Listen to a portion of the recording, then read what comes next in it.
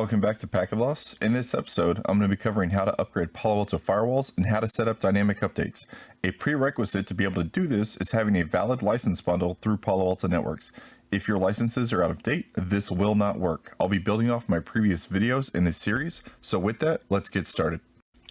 The first topic we'll be covering is dynamic updates. For those unfamiliar, think of these as your content updates from Palo Alto Networks that update your apps, threats, AV signatures, and any other security profiles and threat signatures that they may see. Most of these updates require valid licenses, but others do not. Ensure that your management plane of your firewall can actually access the internet before you proceed with any of these steps. To use this feature, under Device, you'll see Dynamic Updates, and 3 buttons below. Upload and Install from File are going to require you to have a valid license with Palo Alto and be able to export the files needed from their PA support page. However, if you click on Check Now with a valid license, what this is going to do is automatically contact the update server and pull any updates to any of your AV apps and threats, all that good stuff down below.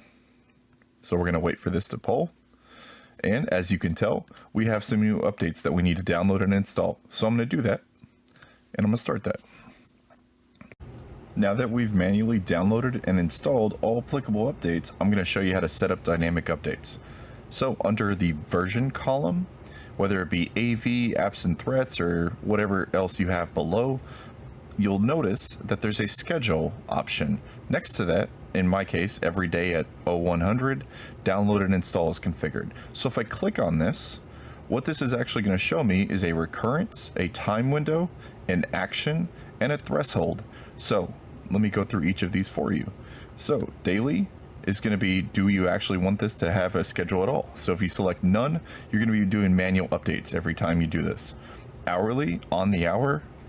Daily at whatever time you specify, and then weekly would be whatever time you specify on a weekly basis, whatever day it is, right? Like I said, time, specify the time, whatever your Palo Alto is configured. From a time zone perspective, keep that in mind. Your action, none. Do you want it to do anything? Do you just want it to download? Do you want it to download and install? And setting a threshold is going to allow you to not only set a threshold timer to block action from immediately happening, but also giving you time to review any applicable updates before they go into production. One huge important takeaway is under the apps and threats column. You'll notice under the schedule, if you open it up, you'll have the same options as you did with the AV. However, you'll have another option for disabling new apps on the content update, a threshold, and allowing extra time to review new app IDs.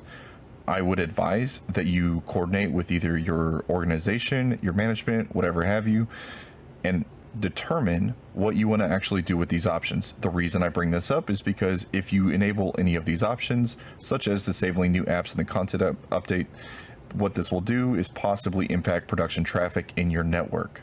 So like I said, advise your management or any of your organization's policies before enabling this feature. Once an update has been downloaded and installed, you're now validating that you're running the most up-to-date versions on your firewall. This leads me into my next segment, which is going to be PANOS Upgrades. Because firewalls are extremely impactful to any environment, I'm going to be covering the do's and don'ts when upgrading OS versions. Validate all dynamic updates are running the most up-to-date versions. If versions are behind, there is a high potential for code upgrades to fail. Depending on the environment you're in, just make sure you have out-of-band management to your firewall. For instance, if you're working remotely, what is your plan if shit hits the fan? If you're working physically near your firewall, have a PC and a spare CAT cable or USB to be able to remote in to the PA through the management interface. If you have alarming set up for your firewalls or any connected network nodes, make sure these alarms are muted so nobody is freaking out. Ensure the proper people are aware that you're making these changes and that they're authorized. Once all of these things are done and you're ready to roll, you can proceed with your changes. Navigate to the Software tab under your Device tab, just as you did with Dynamic Updates tab. Hit the Check Now option, and this will pull the newest PANOS code versions. You can also choose to manually import a PANOS version file from the PA support portal. You'll now need to know what your path upgrade is going to be.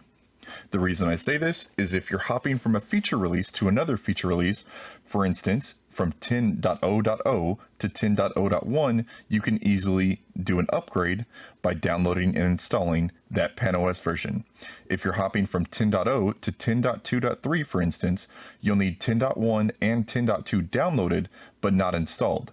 You can then download and install 10.2.3 version once those two others have been downloaded. If you're hopping from 9 code to 10 code, for instance, have all the major releases downloaded, but they don't have to be installed. For instance, if 9.0 and 9.1 are downloaded, then you can upgrade to 10.0. Once your upgrade path has been determined, you can start your upgrade. Best of luck to you on the other side. In my case, I'm going to be going from 10.2.3 to 11.0.0. So I'm going to be downloading that and installing it. Now that our firewall is back up, we can ensure under the Device and Software tab that our new version 11.0.0 is currently installed. Keep in mind, if you run into any issues on a new code version, the same methodology that I went through applies for a downgrade. I'll also link the PA/KBS articles on PANOS Upgrades down below, and as I'm limited to only one firewall in my home lab, I'm not going to be covering HA upgrades, but I'll also link the PA/KBS article for that as well. In conclusion, I hope this video helped you learn how to set up dynamic updates and safely upgrade the PANOS versions on your firewalls.